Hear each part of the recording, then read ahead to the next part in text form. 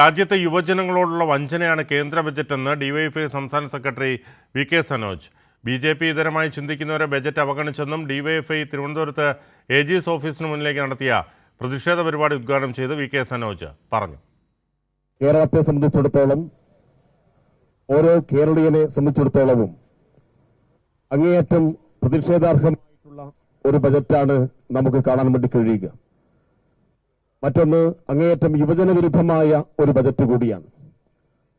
അതുകൊണ്ട് അങ്ങേയറ്റം യുവജന വിരുദ്ധമായ, കേരള വിരുദ്ധമായ ബജറ്റിനെതിരെ ശക്തമായ പ്രതിഷേധം ഉയർത്തിക്കൊണ്ടുവരാൻ എല്ലാ ജനാധിപത്യ വിശ്വാസികളും തയ്യാറാവണം എന്നാണ് ആമുഖമായിട്ട് പറയാനുള്ളത്. ഭൂരിഭാഗം പണവും എങ്ങോട്ടാ പോയത്? അപ്പോഴാണ് ഇതൊരു യൂണിയൻ ബജറ്റ് തന്നെയാണോ അതോ ആന്ധ്ര ബീഹാർ ബജറ്റാണോ എന്നൊരു സംശയം ഈ രാജ്യത്തെ ജനങ്ങൾക്കുണ്ടാവുന്നത്. ബി.ജെ.പി ഇതരമായി ചിന്തിക്കുന്ന ജനങ്ങൾ അധിവസിക്കുന്ന എല്ലാ സംസ്ഥാനങ്ങളെയും പൂർണ്ണമായും അവഗണിച്ചിരിക്കുന്നു.